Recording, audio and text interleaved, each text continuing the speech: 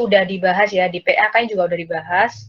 Itu ada perpetual sama periodik, dan kalau penilaian itu ada 4, ada identifikasi khusus, ada FIFO atau first in first out, ada rata-rata tertimbang, dan last in first out atau LIFO.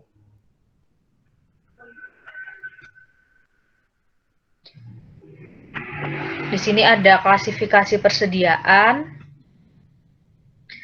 Nah, definisi dari persediaan gitu ya. Jadi persediaan itu adalah barang yang disimpan oleh perusahaan untuk dijual kembali di kemudian hari, kayak gitu. Nah, kalau misalnya perusahaan itu beli barang tapi digunakan untuk sendiri ya, bukan untuk dijual kembali, itu tidak boleh diklasifikasikan menjadi persediaan. Nah, di sini berdasarkan PSAK 14, aset definisi persediaan itu adalah aset yang tersedia untuk dijual dalam kegiatan usaha normal, dalam proses produksi untuk penjualan, dalam bentuk bahan atau perlengkapan yang digunakan dalam proses produksi atau pemberian jasa. Jadi klasifikasi persediaan itu tergantung pada kegiatan operasional dari perusahaan. Nah, kemudian di sini ada klasifikasi persediaan pada perusahaan dagang.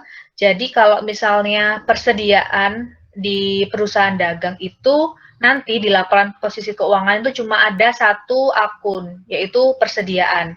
Jadi persediaan di perusahaan dagang dalam laporan posisi keuangannya itu jadi satu gitu. Jadi langsung masuk ke akun persediaan. Nah, beda dengan persediaan di perusahaan manufaktur. Nah, kalau misalnya di manufaktur, di sini ada 3 macam akun persediaan, yaitu persediaan bahan baku, ada persediaan barang dalam proses, dan persediaan barang jadi, kayak gitu. Kalau teman-teman belajar akuntansi biaya, nanti bakal membahas mengenai perlakuan dari 3 jenis persediaan ini.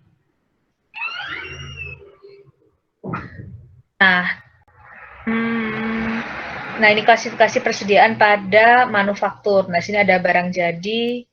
Di sini nggak dikeliatin ya. Oh ya nih, ada barang habis pakai. Ini di sini ada bahan baku dan lain sebagainya. Jadi dipisahkan ya kalau misalnya di perusahaan manufaktur. Jadi kalau misalnya di perusahaan dagang itu persediaan di laporan posisi keuangan itu adalah persediaan yang siap dijual.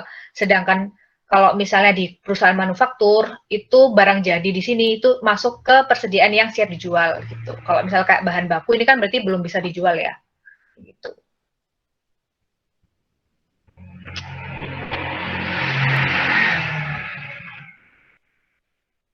Kemudian ini di skip aja ya.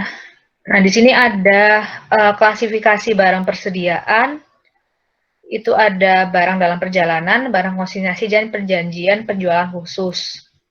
Nah, di sini yang poin pentingnya, di sini ada barang dalam perjalanan, ini dibagi menjadi 2 ya. Ada FOB shipping point dan FOB destination point. Ini juga teman-teman udah belajar ya di PA gitu. Kalau misalnya FOB shipping point, di sini pembeli yang menanggung beban ongkos kirim barang. Jadi ketika barang itu keluar dari gudang itu ya, itu berarti udah menjadi milik dari pembeli karena pembeli udah menanggung biaya ongkos kirim. Berbeda dengan FOB destination. Jadi kalau FOB destination ini penjual itu yang menanggung ongkos kirim. Jadi ketika masih di gudang itu barang itu atau persediaan itu masih jadi milik penjual.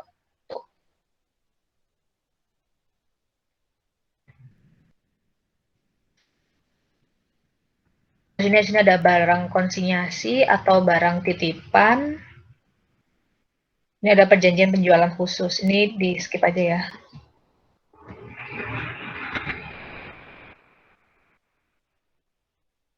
Jadi ada pengukuran persediaan itu yang ini ada metode kotor dan metode bersih atau gross method dan net method. Ini juga udah dijelasin ya pertemuan yang lalu.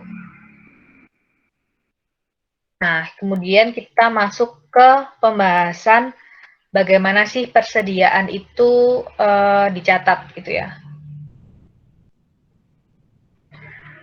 Jadi di sini ada dua metode untuk pencatatan persediaan. Yang pertama ada metode periodik dan metode perpetual.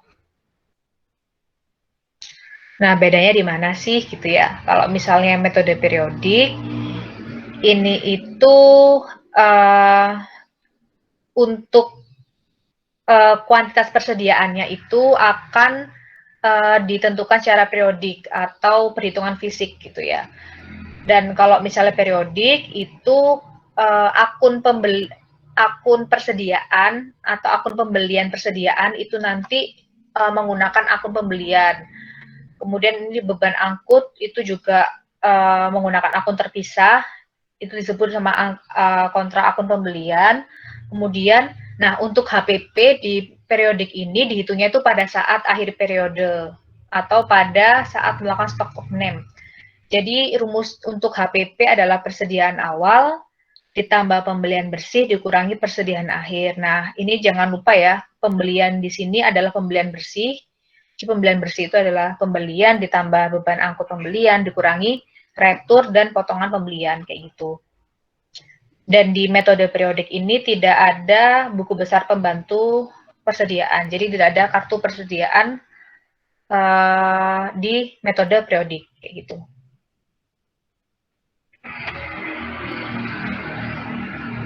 Nah, kemudian di sini bedanya metode periodik dan perpetual. Kalau misal di perpetual, sistem pencatatan persediaannya itu selalu up to date gitu. Bakal kelihatan setiap ada perubahan nilai dari persediaan. Dan kalau misalnya ada pembelian, itu menggunakan akun persediaan barang dagang.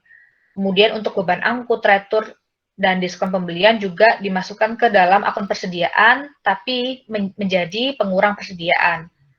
Nah, untuk HPP dicatat pada saat persediaan terjual. Nah, jadi setiap saat itu bisa diketahui HPP-nya berapa. Sedangkan di metode periodik itu kan HPP-nya diketahui di akhir periode.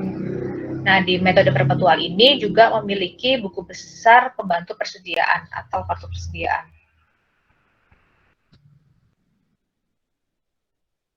Ini ada ilustrasi perbedaannya. Kalau misalnya periodik, di sini kolomnya adalah jurnalnya adalah pembelian pada utang usaha. Kalau misalnya perpetual, di sini menggunakan akun persediaan pada utang usaha gitu.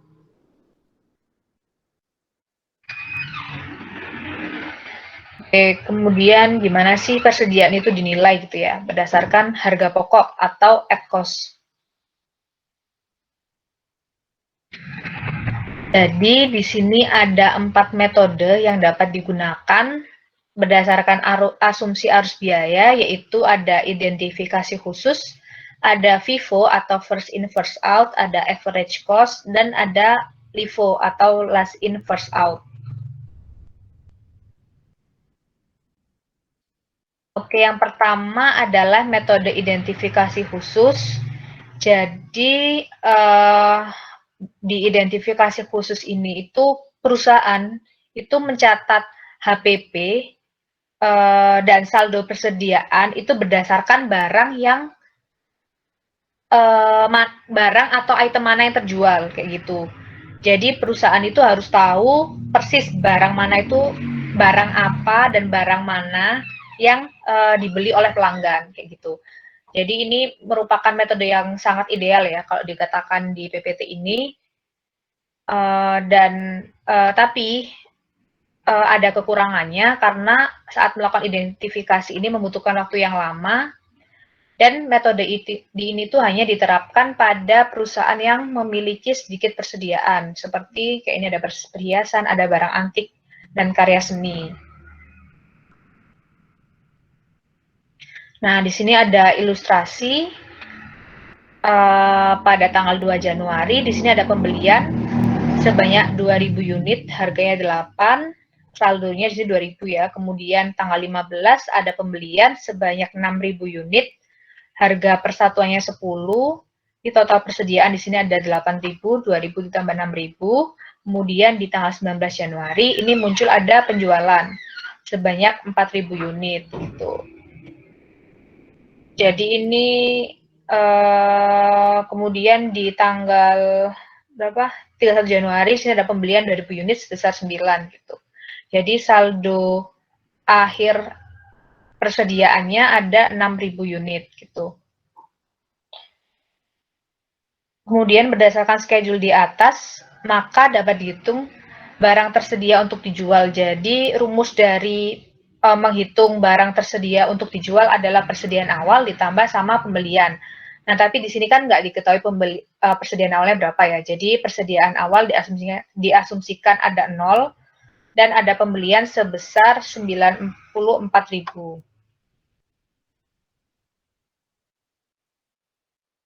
Nah, di sini diasumsikan persediaan akhir itu ada 6.000. Berasal dari 1.000 unit pada saat pembelian tanggal 2 Januari, 3.000 unit pada saat pembelian 15 Januari, dan 2.000 unit pada saat pembelian tanggal 31 Januari. Jadi untuk metode identifikasi khusus, di sini persediaan akhirnya itu langsung kayak ditentukan. Jadi berapa barang yang dibeli pada tanggal ini, kemudian di sini juga ada 3.000 unit pada saat tanggal 15 dan 2.000 unit pada saat tanggal 31 Januari, kayak gitu. Nah, di sini menghitung berapa jumlah HPP-nya. Jadi caranya adalah yang pertama menentukan dulu yang tadi untuk persediaan akhirnya, yaitu 1.000 unit saat pembelian tanggal 2 Januari, kemudian di sini pada tanggal 15 Januari ada 3.000 unit, dan 31 Januari ada 2.000 unit. Kemudian di total ketemu ada 56.000 ya untuk nilai persediaannya, untuk jumlah unitnya itu 6.000. Jadi untuk mencari HPP kan berarti barang tersedia untuk dijual dikurangi sama persediaan akhir. Jadi barang tersedia untuk dijual tadi ada 94.000, kemudian dikurangi sama persediaan akhir sebesar 56.000. Ketemu HPP-nya adalah 38.000. Nah, kemudian di sini ada metode selanjutnya yaitu first in first out atau FIFO gitu ya. Jadi di metode FIFO ini perusahaan itu menganggap bahwa barang yang terjual itu adalah barang yang diberi paling awal. Jadi gampangnya itu perusahaan itu menghabiskan stok lama untuk dijual kayak gitu.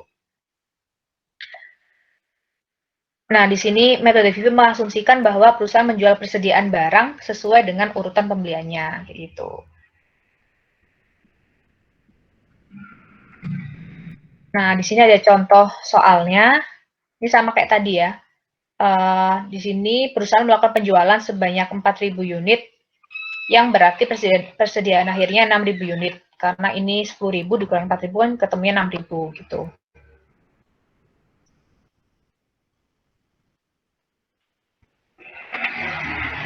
Nah, dari 6.000 unit ini, karena kita menggunakan FIFO kan berarti barang yang dibeli pertama adalah barang yang pertama dijual ya. Nah, untuk mencari persediaan akhir berarti kita lihat dari tanggal terakhir pembeliannya, yaitu di tanggal 30 Januari sebesar 2.000 unit dan 15 Januari sebesar 4.000 unit. Ketemu di sini ada 6.000 unit untuk persediaan akhirnya. Dan di total untuk persediaan akhir nilainya 58.000. Jadi untuk mencari HPP, barang tersedia untuk dijual sebesar 94.000 dikurangi sama persediaan akhirnya sebesar 58.000, ketemu 36.000.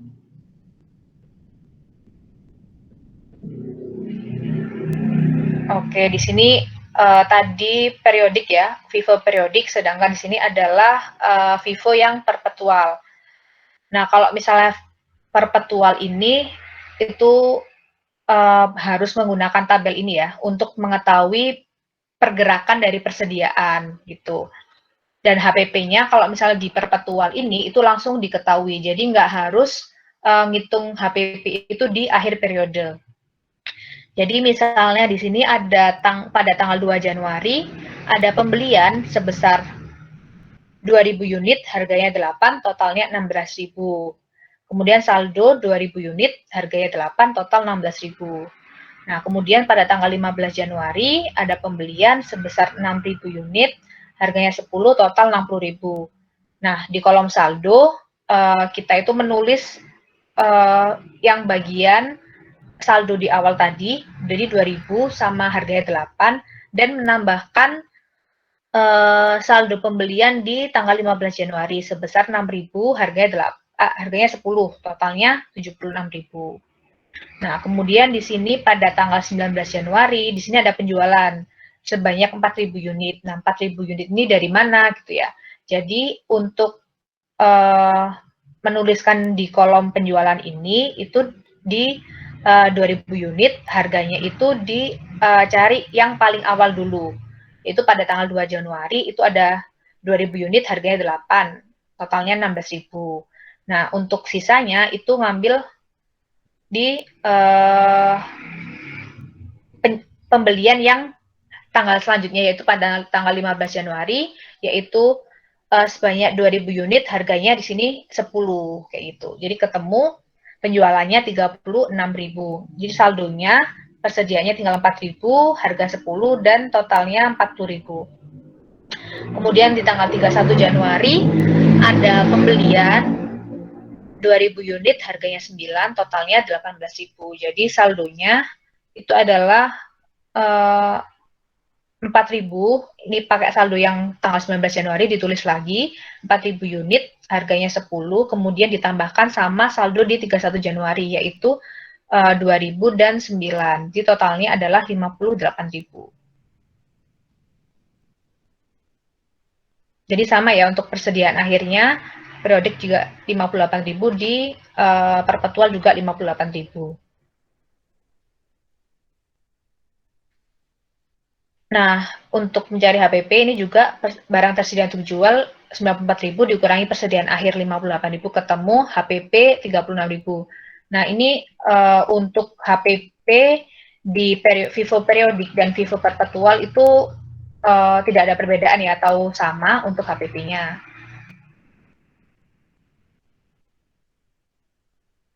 Nah, selanjutnya ada metode average cost gitu ya. Jadi kalau misalnya metode average cost ini, perusahaan itu nggak memilih secara spesifik gitu ya, barang mana yang terjual, tapi memukul rata semua persediaan. Jadi persediaan itu dinilai berapa sih harga per unitnya gitu, dipukul secara rata.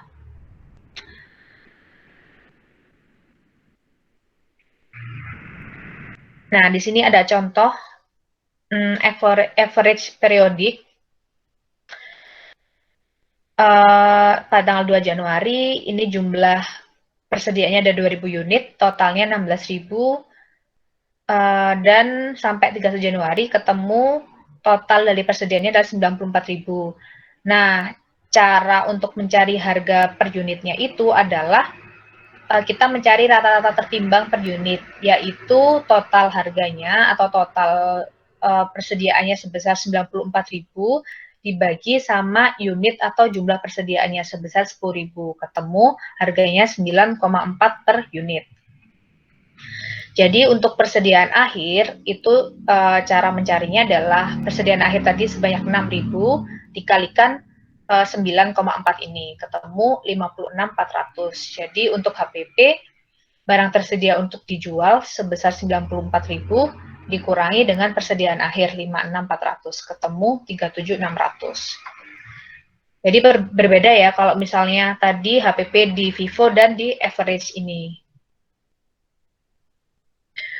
Nah, di sini ada metode selanjutnya yaitu average cost, tapi menggunakan perpetual. Jadi kalau perpetual kan menggunakan tabel ya, karena bisa melihat pergerakan dari persediaannya gitu. Jadi di sini pada tanggal 2 Januari ada pembelian sebesar 2.000 unit, harganya 8, totalnya 16.000. Saldonya 2.000 unit, harganya 8, total 16.000.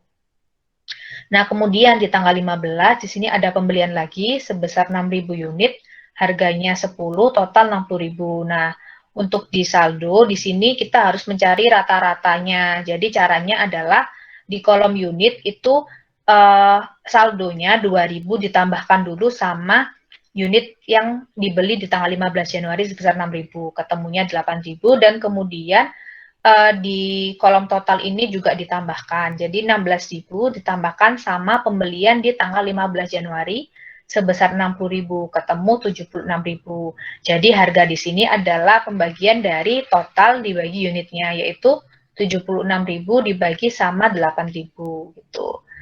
Nah, kemudian di 19 Januari ini ada penjualan sebesar 4.000 unit. Nah, harga yang dipakai itu harga yang mana sih? Jadi harga yang dipakai adalah harga yang tadi kita hitung tadi sebesar 9,5. Di sini jadi harga yang di kolom penjualan. Jadi totalnya 38.000. Kemudian di sini ada sisa sebesar 4.000, harganya juga 9,5, kemudian total 38.000. Nah, kemudian di tanggal 31 Januari, di sini ada pembelian lagi sebesar 2.000 unit, harganya 9, totalnya 18.000. Caranya sama kayak tadi, jadi dari saldonya 4.000 ditambahkan 2.000, ketemu 6.000 ya, di sini saldonya.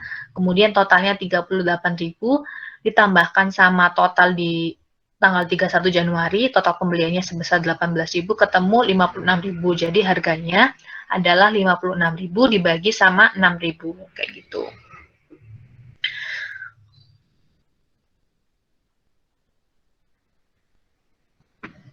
Nah, di sini kan tadi diketahui ya, persediaan akhirnya itu 6.000 dan harga yang di akhir itu 9,33. Jadi dikalikan ketemu untuk nilai dari persediaan akhirnya adalah 56.000. Jadi untuk mencari HPP adalah barang tersedia untuk dijual sebesar 94.000 dikurangi sama persediaan akhir sebesar 56.000, ketemu HPP-nya 38.000. Jadi untuk average cost di metode periodik dan perpetual ada perbedaan ya. Kalau di periodik di sini HPP-nya 37.600, sedangkan di perpetual adalah 38.000. Nah, kemudian di sini ada metode LIFO. Nah, sebenarnya metode ini tuh udah nggak dipakai ya di Indonesia juga karena tidak mencerminkan penyajian yang andal gitu. Jadi berdasarkan PSAK 14 dan SAK etap, metode ini sudah tidak boleh digunakan. Jadi aku kayaknya nggak bahas yang metode LIFO ini. Sebenarnya metode LIFO ini mirip sama metode FIFO ya, tapi kalau FIFO tadi kan barang keluar dari barang yang pertama. Kalau misalnya LIFO ini barang keluar, itu merupakan barang yang terakhir masuk di gudang, kayak gitu. Oke. Mungkin sampai sini apakah ada yang ditanyakan teman-teman?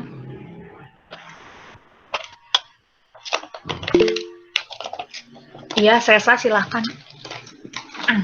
Baik Kak, saya izin bertanya mengenai yang termasuk persediaan ya Kak.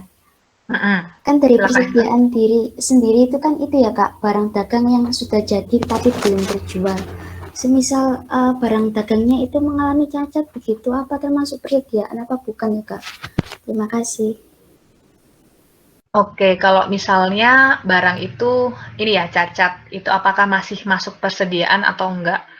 Nah, itu sebenarnya tergantung sama perusahaannya lagi ya. Kalau misalnya emang barang itu cacat, cacatnya itu masih kecil ya, mungkin masih kayak cuma 10%-nya gitu.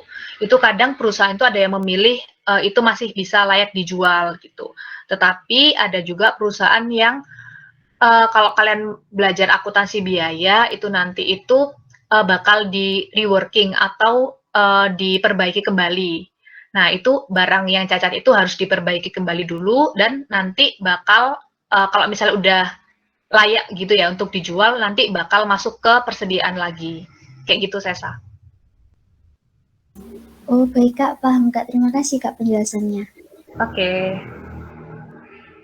Oke, mungkin ini ya bisa lanjut ke pembahasan soal aja yang tugas kemarin, yaitu adalah E8.1, 8.5, dan P8.4.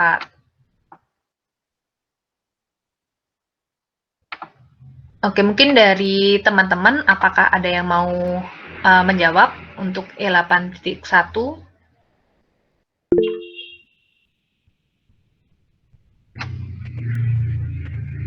Oke, sebentar. Di sini ada 2 orang ya.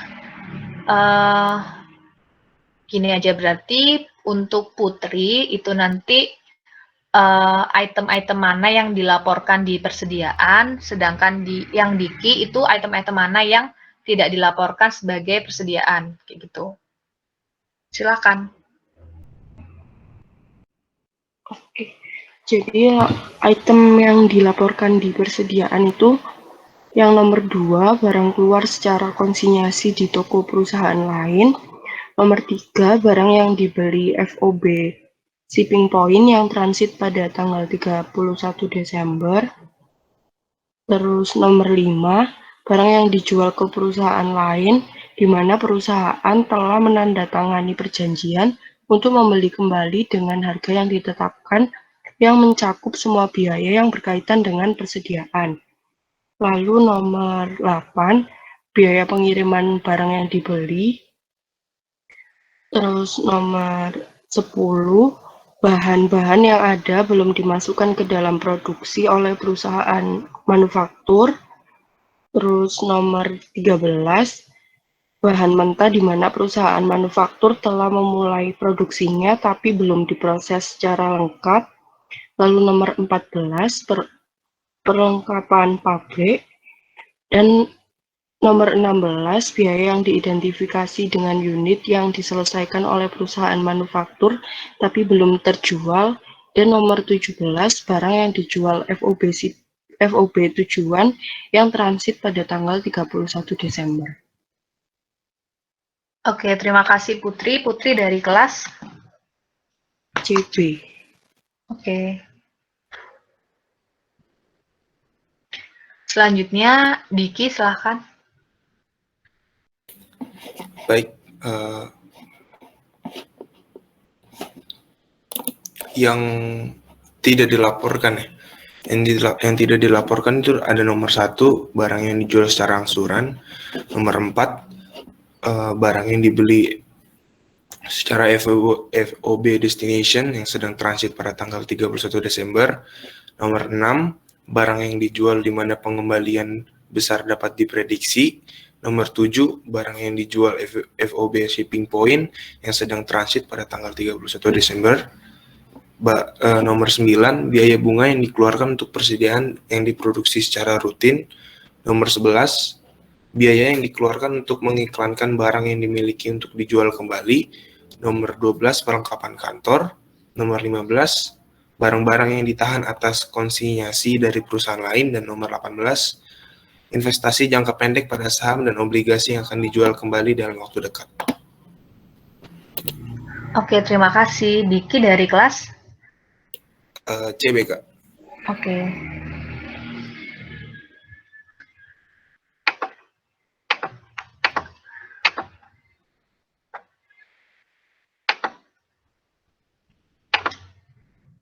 Udah kelihatan ya teman-teman ya? Jadi di E8.1 ini adalah mencari mana aja sih item-item yang masuk ke persediaan gitu ya dalam laporan keuangan dan item-item yang tidak dilaporkan di persediaan gitu. Jadi untuk item-item yang dilaporkan di persediaan tadi udah benar ya, ada item nomor 2 yaitu barang keluar secara konsinyasi di perusahaan lain, kemudian nomor 3 yaitu barang yang dibeli secara FOB shipping point yang masih dalam perjalanan pada tanggal 31 Desember. Nah, kenapa sih untuk yang nomor 3 ini itu masuk ke persediaan gitu ya? Dikarenakan gini, kalau misalnya barang yang dibeli secara FOB shipping point, kan berarti pembeli kan yang menanggung ya untuk beban angkut pembeliannya. Nah, itu berarti persediaan itu juga udah bisa diakui sama pembeli gitu. Jadi masuk ke persediaan. Kemudian nomor 5 itu adalah barang yang dijual ke perusahaan lain yang mana perusahaan itu menandatangani perjanjian pembelian kembali. Itu juga masuk ke persediaan. Kemudian nomor 10 itu adalah bahan baku yang tersedia dan belum digunakan dalam proses produksi oleh perusahaan manufaktur. Itu masuk ke persediaan ya. Kemudian nomor 13 itu adalah bahan baku juga, itu masuk ke persediaan. Kemudian yang 14 itu adalah factory supplies, itu persediaan pabrik gitu ya. Kemudian 16 ya, 16 itu adalah Nah, 16 ini adalah biaya diidentifikasi dengan unit yang sudah diselesaikan oleh perusahaan manufaktur, tapi belum dijual, itu masuk ke persediaan. Dan yang nomor 17, yang terakhir itu adalah barang yang dijual secara FOB destination. Itu kan dijual destination, dan destination itu kan berarti penjual ya yang menanggung bebannya. Jadi kalau misalnya penjual masih menanggung beban, jadi persediaan masih diakui di sisi penjual. Jadi itu masuk ke akun persediaan. Nah, item yang tidak dilaporkan sebagai persediaan itu ada nomor 1, itu adalah barang yang dijual secara angsuran, atau di sini kredit macet, itu bisa diestimasi ya secara wajar, itu dilaporkan ke HPP gitu dalam laporan laba rugi. Kemudian nomor 4, di sini ada barang yang dibeli secara FOB destination dan masih dalam perjalanan gitu. Jadi kalau misal FOB destination kan berarti yang menanggung kan adalah penjual ya. Sedangkan di sini konteksnya adalah beli. Nah, makanya itu enggak dilaporkan dalam laporan keuangan karena jatuhnya itu nanti ke beban angkut penjualan kayak gitu. Nah, nomor selanjutnya itu nomor 6, di sini ada barang yang dijual di mana imbal hasil itu lebih besar atau bisa diprediksi. Jadi kan berarti imbal hasil lebih besar, berarti kan labanya itu naik ya. Labanya itu lebih tinggi. Nah, kalau misalnya laba lebih tinggi, itu HPP-nya itu lebih kecil. Kayak gitu. Jadi nomor 6 ini dilaporkan sebagai HPP dalam laporan laba rugi. Kemudian nomor 7 ada barang yang dijual secara FOB shipping point yang masih dalam perjalanan. Nah, di sini FOB shipping point dijual secara FOB shipping point, berarti pembeli di sini yang membayarkan bebannya. Dan pembeli itu yang mengakui persediaan, sedangkan ini kan penjualan. Jadi masuknya ke HPP dalam laporan laba rugi, kayak gitu. Kemudian yang 9 itu adalah biaya bunga. Jadi masuknya ke ini ya, dilaporkan sebagai beban bunga dalam laporan laba rugi. Kemudian nomor 11 ini adalah biaya untuk iklan, dilaporkan sebagai beban iklan dalam laporan laba rugi. Kemudian nomor 12 ada office supplies, di sini ada perlengkapan kantor, ini juga masuk ke posisi keuangan. Kemudian yang nomor 15 itu adalah barang konsinyasi dari perusahaan lain, itu juga tidak dilaporkan. Karena kan itu masuk ke ini ya, cuma barang titipan gitu. Jadi nggak masuk ke laporan keuangan. Dan yang nomor 18 itu ada investasi jangka pendek. Itu dilaporkan sebagai investasi jangka pendek di aset lancar dalam laporan posisi keuangan. Gitu. Oke, mungkin dari sini ada yang mau ditanyakan?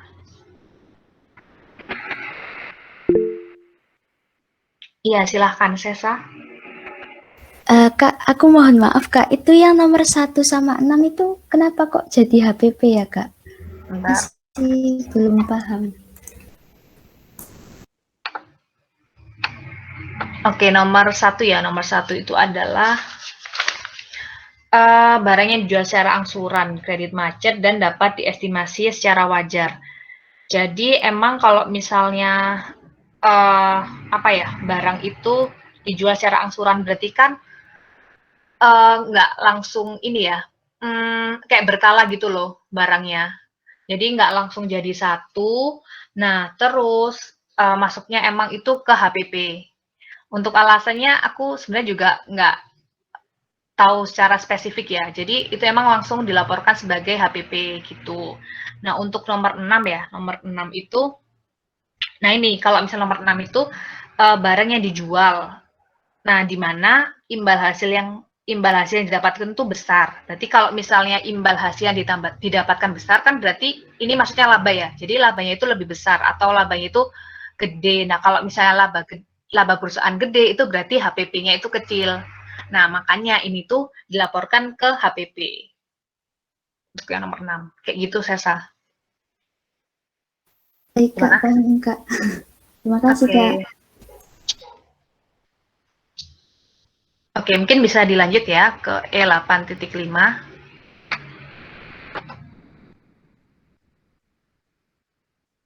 Ada yang mau mencoba menjawab E8.5? Oke, sebentar ya. Ini kayaknya 3 orang aja ya.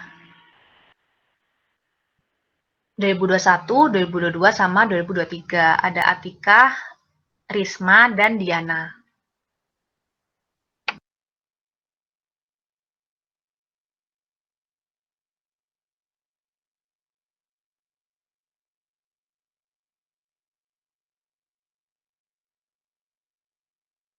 Silahkan, Atika. Oke, Kak. Berarti aku yang 2021 aja ya, Kak? Iya, betul. Oke. 2021 net sales-nya 284.000 dari sales revenue dikurangi sales returns and allowance. Terus ending inventory-nya 32.000 karena sama dengan beginning inventory yang punya 2022. Kemudian yang purchases-nya 173.000 diperoleh dari yang 238.000 dikurangi elemen di atasnya yang dari beginning sampai freight in. Itu, Kak. Terima kasih. Oke, tadi berapa yang pembeliannya? 173.000. Oke, terima kasih Atika. Lanjut ke siapa tadi ya? Bentar. Risma. Baik, Kak. Yang 2022 itu yang pendapatan penjualan itu ada 360, itu didapatkan dari pendapatan bersih ditambah dengan retur penjualan dan potongan. Kemudian yang ending inventory itu 37 didapatkan dari persediaan awal ditambah dengan pembelian bersih dikurangi dengan harga pokok penjualan. Itu hasilnya 37.000. Kemudian yang cost of goods sold itu sebesar 256. Itu didapatkan dari pembelian bersih dikurangi dengan gross profit on sale. Oke, terima kasih. Untuk HPP-nya tadi berapa yang terakhir? 256, Kak. Oke, terima kasih Risma. Sebentar, sebelumnya tadi siapa tadi ya? Atika dari kelas CB ya? Iya, Kak. Atika. Kemudian Risma juga CB ya? Iya, Kak. Oke. Terima kasih. Untuk yang 2023 silahkan Diana.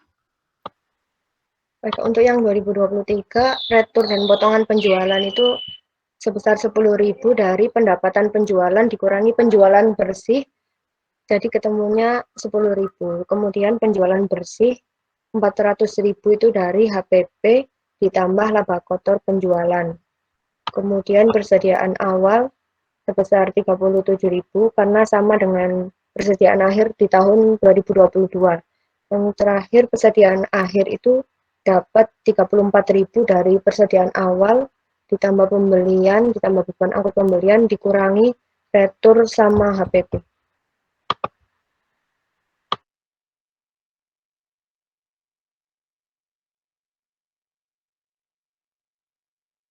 Oke, terima kasih Diana. Diana dari kelas CB juga ya? CF, Kak. Oh, CF. Oke.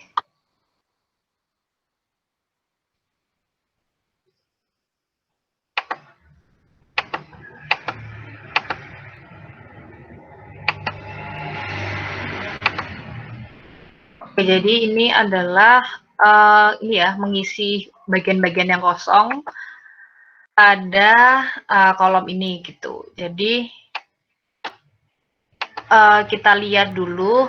Yang pertama nyari yang penjualan itu ya. Ini caranya adalah tinggal dikurangi aja. Untuk penjualan itu adalah penjualan dikurangi retur penjualan gitu. Kemudian kalau misalnya yang ini tinggal dibalik ya, karena dia yang cari penjualannya. Jadi caranya adalah penjualan itunya ditambah sama retur penjualan. Tuh. Kemudian untuk yang di kolom 2023 di sini mencari retur penjualan berarti kan dari penjualannya dikurangi sama penjualan itu nanti ketemu retur penjualan. Nah, untuk mencari penjualan itu karena ini yang diketahui cuma penjualan ya, penjualan sama ada penjualan, kemudian ada HPP dan laba. Jadi caranya adalah tinggal harga HPP-nya dikurangi sama laba brutonya ketemu ditambah ya, mohon maaf ditambah ketemu 303.000 ditambah 97.000 ketemu 400.000. Jadi jawabannya sama ya. Jadi 410.000 kalau misal dikurang sama 10.000 juga ketemu 400.000 gitu. Kemudian mencari di sini ini udah ya tadi. Persediaan akhir itu didapatkan dari persediaan ini ya, persediaan awal di 2022 gitu. Terus ini juga sama, ini persediaan akhir, itu adalah persediaan awal di 2023 gitu. Nah, ini itu adalah persediaan akhir 2023. Nih, caranya adalah di persediaan awal gitu ya ditambah sama pembelian, kemudian dikurangi sama retur pembelian, kemudian ditambah sama transportasi masuknya atau beban angkut ya, beban angkut, dan dikurangi sama HPP. Ketemu persediaan akhir sebesar 34.000. Nah, untuk pembelian di sini adalah 247.000. Dapatkan dari harga pokok penjualan HPP dikurangi sama persediaan awal, kemudian ditambahkan persediaan akhir, kemudian itu dalam kurung ya, kemudian ditambah sama retur pembelian dan dikurangi sama beban angkut pembelian. Ketemu 247.000. Nah, kemudian untuk mencari HPP ya di tahun 2022 caranya adalah dari penjualan dikurangi sama labanya, ketemu 256.000. Oke, mungkin ini bisa ya, bisa semua. Mungkin bisa dilanjut ke P8.4 gitu. Biar juga nggak ini ya, nggak lama-lama untuk asistensinya karena lagi puasa kan ya. Oke, untuk P8.4 ada yang mau berpartisipasi? Oke, ini tuh ada, bentar. Yang A itu ada 1, 2, 3. Iya, berarti boleh. Kenneth itu yang A1, kemudian Adrian itu A2, dan Ainun itu A3. Untuk yang B, ada yang mau jawab? Kalau gitu, ini dulu deh yang A dulu aja. Silakan, Kenneth. Baik, Kak. Kalau yang dari soal A, cara specific identification berarti dibilangnya kan any inventory is comprised of 100 units, berarti sisanya 100 unit itu dari harga yang pertama $5, berarti 100 unit dikali $5 berarti 500, sama 250 unit dari tanggal pembelian tanggal 26 April yang harga per unitnya $5,6. Jadi 250 dikali $5,6, 1.400. 1.400 tambah 500 yang tadi totalnya $1.900. Kalau yang cara specific identification. Oke, terima kasih Kenneth. Kenneth dari kelas? CB, Pak. CB ya? Iya. Oke. Selanjutnya tadi Adrian ya. Silakan. Iya, Kak. Oke, untuk yang Vivo itu aku bikin pakai tabel karena ini perpetual. Jadi untuk tanggal 1 April itu dia ada pembelian sebesar 100 unit dengan harga $5, jadi totalnya $500. Dan nggak ada penjualan, jadi untuk saldonya itu tetap 100 unit dengan harga $5, totalnya $500. Untuk yang tanggal 4 itu dia melakukan pembelian lagi sebesar 400 unit dengan harga $5,1 sehingga totalnya $2.040. Dan untuk saldonya itu ada 100 unit dengan harga $5 total $500 dan 400 unit dengan harga $5,1 dan totalnya $2.040. Di sini aku nggak dijumlahin karena kata Bu Hera itu jadi pekerjaan 2 kali, makanya aku pisahin aja. Terus nanti seterusnya begitu sampai tanggal 30 April untuk bikin tabelnya. Jadi nanti di ending inventory-nya tetap sama $350, tapi untuk ending inventory cost-nya itu sebesar $2.000. Jadi untuk COGS-nya itu sebesar $7.720. Seperti itu. Terima kasih. Oke, terima kasih Adrian. Adrian dari kelas? CG, Kak. CG ya? Iya. Oke. Untuk yang terakhir, nomor yang C, Ainun, silakan. Untuk yang C ini kan menggunakan metode rata-rata.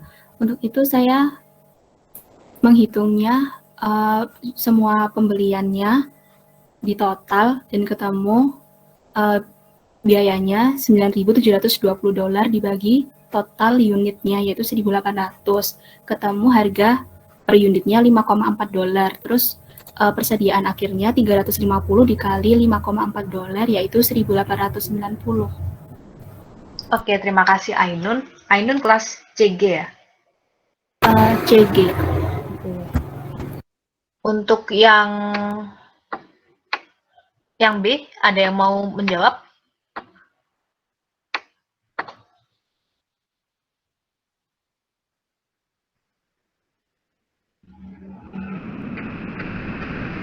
Ada nggak yang mau menjawab yang B?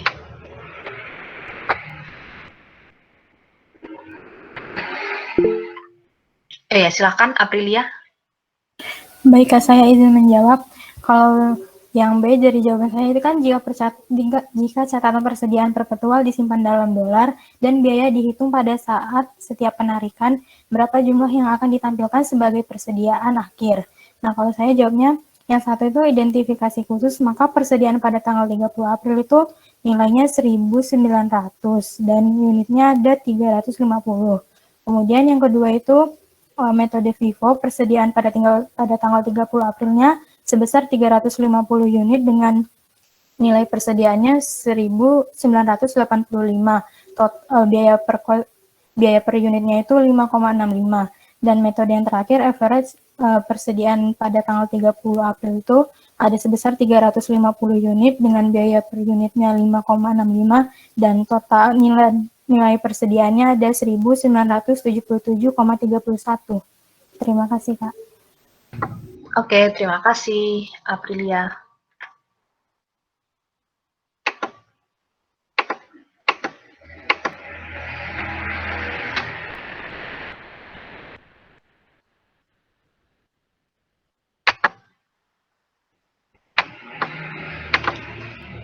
Oke, jadi untuk yang E8.4,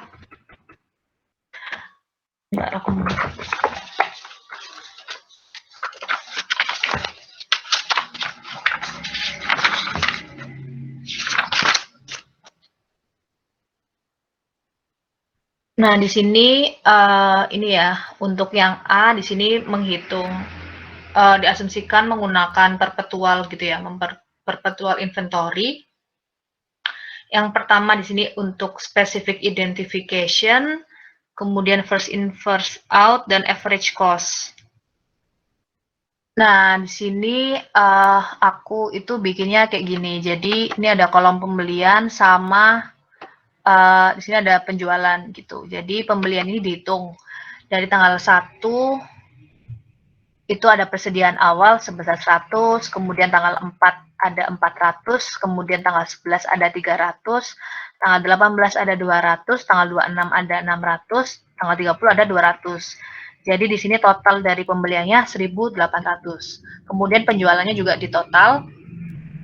Itu ada pada tanggal 5 ada 300 unit, tanggal 12 ada 200, tanggal 27 ada 800, dan tanggal 28 ada 150.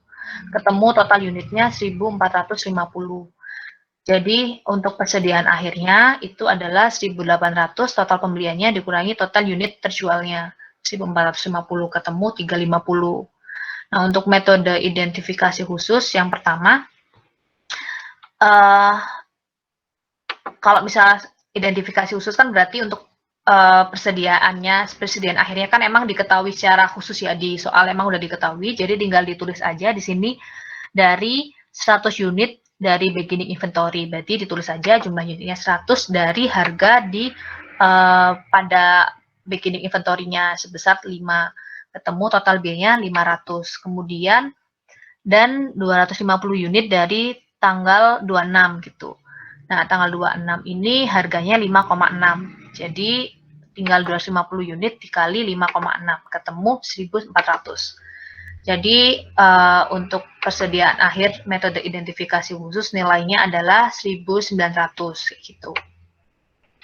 Kemudian untuk kedua ada metode FIFO gitu ya. Untuk metode FIFO ini kan berarti kita ngelihat kalau persediaan akhir berarti dari tanggal yang terakhir ya.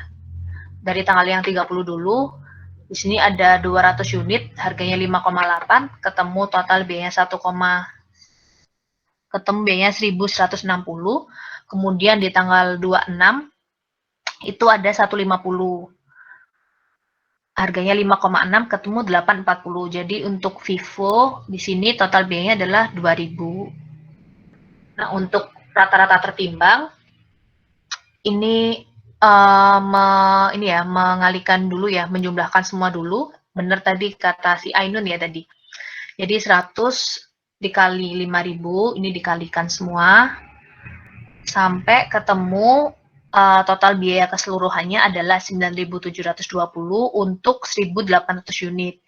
Jadi cara mencari rata-rata tertimbang tinggal dibagi aja. 9.720 dibagi sama 1.800, ketemu 5,4. Jadi persediaan akhirnya adalah tadi 350 dikalikan sama 5,4 ini, ketemu 1.890. Nah, kemudian yang B ini, di sini aku mencari perpetual,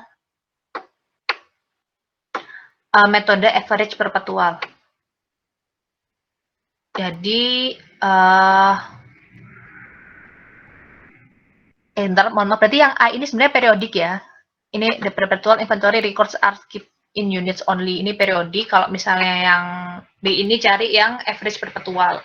Nah, caranya itu sama kayak yang tadi aku jelasin ya. Jadi, yang pertama pada tanggal 1 April di sini ada pembelian sebesar 100 unit, biaya 5. Kemudian di saldo akhirnya itu juga jumlah unitnya 100, biaya unitnya 5, totalnya 500. Nah, di sini ada pembelian lagi sebesar 400 unit, harganya 5,10. Jadi caranya adalah 100 dulu, 100 ditambah 400, ketemu 500. Kemudian yang ini 500 ditambahkan sama, oh ya ini belum aku total, sebenarnya ini harus ditotal dulu ya, 400 kali 5,10 ketemu 2540. Kemudian nanti pada tanggal 5 April di sini ada penjualan sebesar 300 unit, biaya unitnya 5,8, itu dari yang tadi kita hitung. Ketemu untuk penjualannya di sini 300 unit, biayanya 5,8 gitu. Sebenarnya ini pakai kolom total atau jumlah itu juga nggak apa-apa ya. Ini aku tapi nggak bikin gitu. Kalau misal sama Bu Hera kemarin, gimana teman-teman? Ada yang mau menjawab? Kalau sama Bu Hera, di kolom pembelian sama penjualan dikasih ini nggak? Total nggak?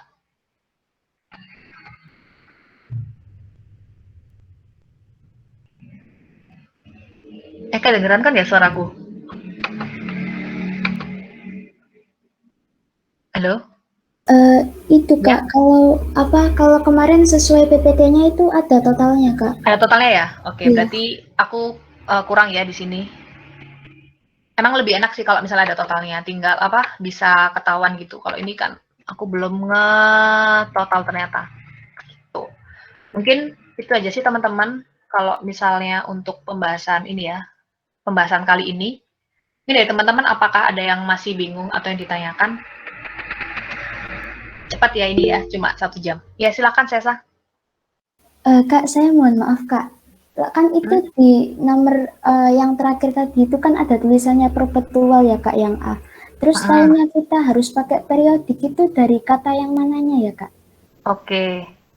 Kayaknya itu dari ini sih, needed perpetual inventory records are kept in units only. Kayak gitu. Nah, kalau misalnya specific identification kan emang ini masuknya ke periodik ya. Nah, aku nangkepnya itu dari ini sih. That perpetual inventory records are kept in units only gitu, Sesa. Tapi nanti aku coba ini ya, tanyain lagi ya ke teman-teman tutor yang lain. Gitu. Mungkin dari teman-teman ada yang mau ini mencoba berdiskusi. Kalau teman-teman gimana gitu? Kalau dari saya sendiri, saya pakai perpetual dua-duanya, Kak. Tapi jadi bingung gitu, A sama B-nya jadi sama. Apa, A sama? Oh, ini ya? Iya, saya bingung sama-sama perpetual gitu. Terus bedanya gimana? Ya sih, memang ini agak bingungin sih emang. Soalnya ini yang A perpetual, yang B juga perpetual ya gitu. Tapi nggak apa sih, kan juga masih latihan ya. Tapi kalau misalnya nanti di soal, ya misalnya soalnya Bu Hera kan jelas ya, misalnya periodik atau perpetual gitu. Kalau misalnya di Kieso itu emang agak bingung soalnya emang ini ya pakai bahasa Inggris gitu. Tapi nggak apa kok, Sesa. Iya Kak, baik Kak. Terima kasih Kak penjelasannya. Oke, sama-sama. Oke, mungkin kalau misalnya emang udah nggak ada yang ditanyakan kembali, ini ya aku screenshot lagi ya buat partisipannya. Bentar.